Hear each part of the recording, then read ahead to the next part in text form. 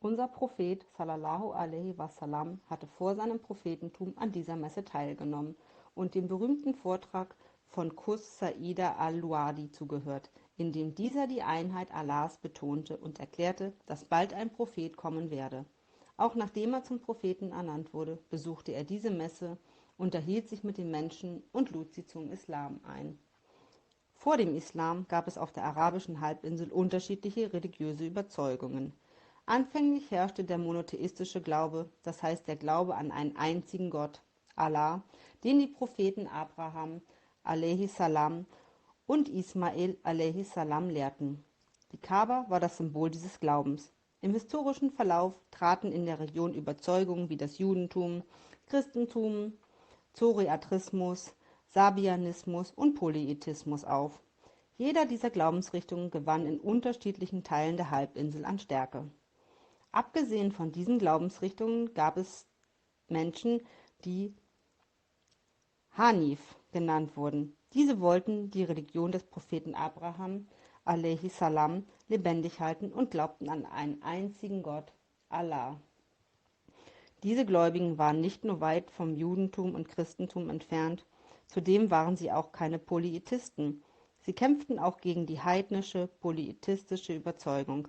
Aber sie besaßen keine Mehrheit. Sie waren lese- und schreibkundige Menschen und führten ein zurückgezogenes Leben als Individualisten. Einige unter ihnen beherrschten die hebräische und syrische Sprache. Sie kannten keine besondere Form der Gottesanbetung. Der Götzendienst, Polytheismus hingegen, war vor dem Islam der geläufigste Glaube auf der arabischen Halbinsel. Die Anbetung des einen und einzigen Gottes, Allah, wurde nicht mehr praktiziert. Araber hatten begonnen, neben leblosen Statuen, Götzen, die sie eigenhändig erbauten und als heilig verehrten, auch andere Dinge wie Felsen oder Bäume anzubeten. Der Polytheismus wurde zwar von außen in die Region eingeführt, verbreitete sich jedoch sehr schnell aus und es wurden Tempel mit Götzen gebaut. Der edle Koran bezeichnet die Götzendiener Polytheisten als Muschrik, jene, die Allah beigesellen. Die Götzen der Götzendiener waren sehr vielfältig. Einige Götzen wurden nur von einigen Stämmen speziell angebetet, andere wiederum wurden von allen Polytheisten als heilig verehrt.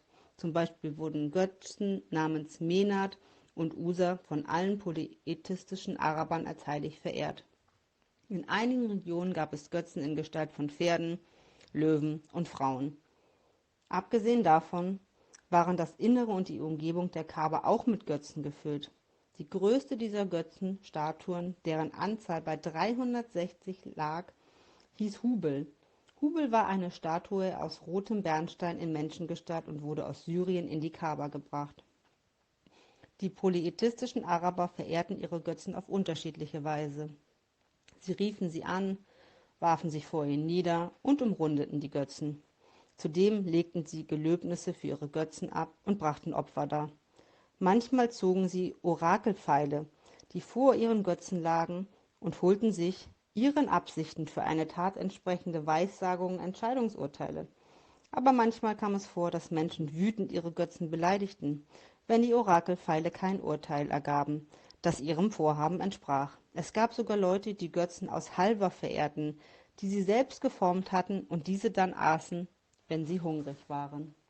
In der Gesellschaft gab es neben denen, die einige Sterne für heilig erachteten, auch heidnische Araber, die Dämonen verehrten. Tatsächlich erkannten die Araber, die Götzen verehrten, neben allen ihren Götzen auch Allah als Gott an, gaben ihm besondere Wertschätzung und schworen in seinem Namen. Gleichzeitig dachten sie, die Engel seien die Töchter Allahs und sie glaubten nicht an ein ewiges Leben im Jenseits und dass sie nach dem Tod Rechenschaft für ihre Handlungen abgeben müssen. Die Hauptanliegen der Polytheisten waren weltliche Wünsche wie Gewinnerwirtschaftung, Gesundheit, Siege in der Kriegsführung, angenehme Reisen zu machen und Söhne zu haben. Die heidnischen Araber akzeptierten zwar Allah, aber da sie nebenbei auch andere Dinge verehrten, gesellten sie Allah andere Gottheiten bei. Wenn ihnen etwas Schlimmes zustieß, beteten sie zu Allah, aber sobald ihre Probleme behoben waren, vergaßen sie Allah wieder. Es gab in der sozialen Struktur der arabischen Halbinsel verschiedene religiöse Überzeugungen. Aber das Einzige, was dominierte, war, dass sich niemand geborgen und in Sicherheit fühlte. Werte wie Gerechtigkeit, Großzügigkeit, Wohltätigkeit und Aufrichtigkeit, die in jeder Gesellschaft herrschen, waren auch dieser Gesellschaft bekannt. Es gab auch hier Menschen, die den Bedürftigen die helfende Hand reichten. Aber generell waren Handlungen mit schlimmen Konsequenzen wie Blutfäden, Plünderungen, Alkoholkonsum und Glücksspiel in dieser Gesellschaft weit verbreitet. Infolgedessen machte sich überall ein allgemeines Durcheinander und Unbehagen bemerkbar. Auf der arabischen Halbinsel gab es eine Erwartung Hoffnung. Das war die Erfüllung der Verheißung auf die Sendung eines Propheten, der die Menschheit vor Schlechtigkeiten befreien, sie auf den richtigen Pfad führte, die Menschen und die Gesellschaft erneuern wird.